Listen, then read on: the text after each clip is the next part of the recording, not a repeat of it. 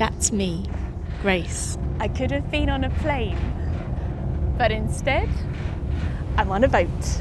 Rather than a 90-minute flight from Cyprus to Greece, I boarded a 36-hour voyage across the Mediterranean Sea to see what happens when we choose adventure over convenience and how travelling this way might reshape our minds. All packed and ready to go. There's our boat, Dolly. I paid €220 for myself, my car and Dolly to board this roll-on, roll-off ferry, carrying up to 400 people in total. Built in the early 1990s, this boat isn't a cruise. It's comfortable and safe, but it doesn't offer a high-functioning free Wi-Fi or a wide selection of entertainment options to pass the time. It's perfect. It's so cozy.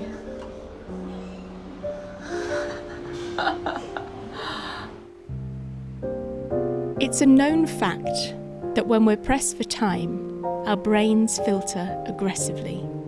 We only notice what seems essential: schedules, directions, tasks. It's practical, but unremarkable, and it also raises our stress hormones, impacting our ability to notice and remember subtle details. But when we can choose a more leisurely pace, like going on a long boat journey, the exact opposite feels true. In the first few hours of the voyage, I sense a shift into slowness. The spatial vastness, the colours, the wind, even the motion from the engine slow down my sense of urgency.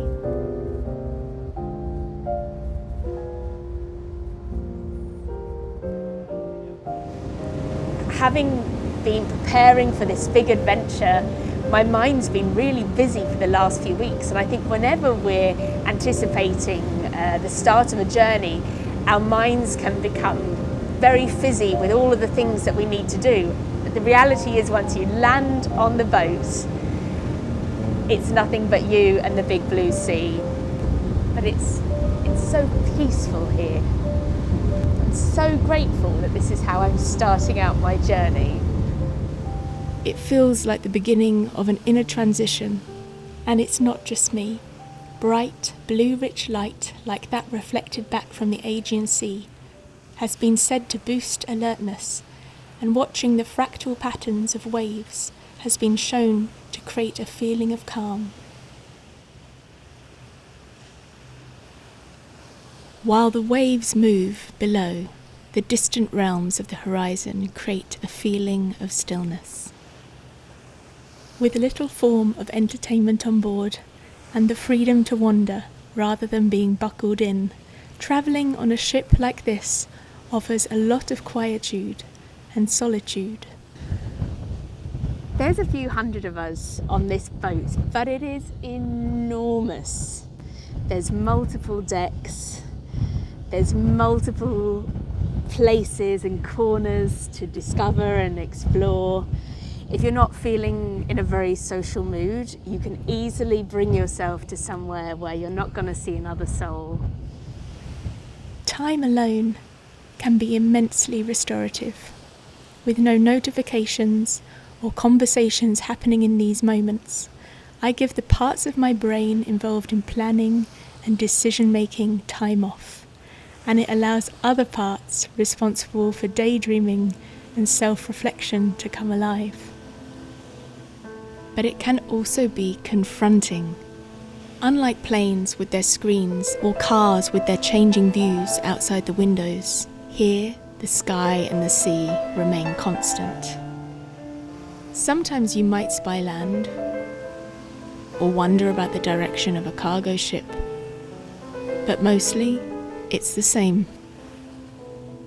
It can be boring. Someone once said that only boring people get bored, but I like to hold that view loosely. I see boredom as a sort of waiting room for the mind, an inevitability if everything we're used to has been removed. Being isolated on a boat like this can create discomfort as our dopamine levels drop, making us perhaps feel less pleasure and motivation. But if we can sit with it on a long journey like this, soon we'll be driven to seek out new meaning, and this is where curiosity is reborn. Towards the end of the first day, after I'd adjusted to the rhythm and the ways of the boat, I start to notice all kinds of details. The colourful contrasts over the water as the sun begins to set, the gentle wind on my cheek. I'm overcome with a feeling of awe, and I'm suddenly bursting with questions. How did they do this in the past? How does this boat work? Why does the floor match the colour of the sea? This one vast moving metal beast becomes my tumble down the rabbit hole.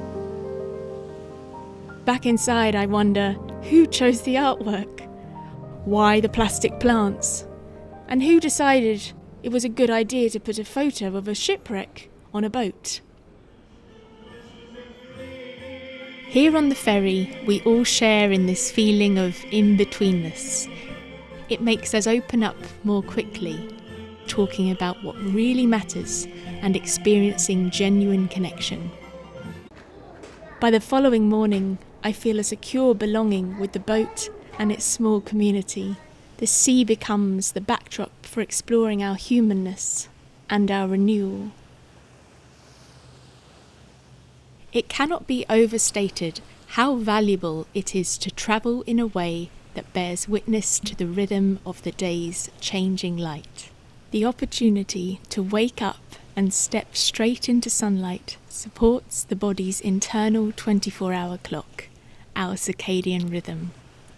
At this slower pace, there's no jet lag disruption. Our inner physiology aligns with the world around us, creating a quiet sense of harmony. My body has truly synced to the sea.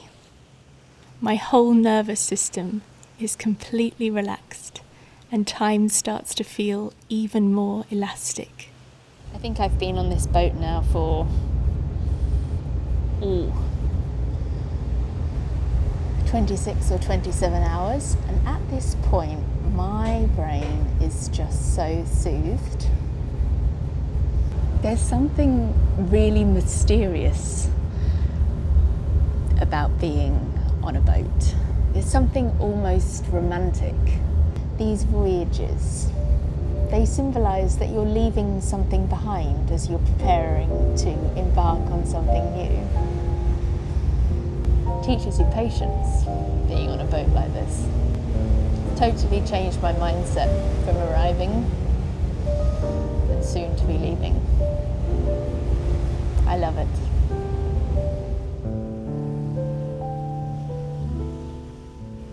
And soon, we've all changed. We whisper to each other how good we feel. It's a privilege, a voyage like this. I'm reminded of how vast the world is and how extraordinary it is to travel. It deepened my understanding of how the way we travel shapes the way we think. We often overlook the value of the journey, but I now know it's just as important, perhaps even more so, than the destination.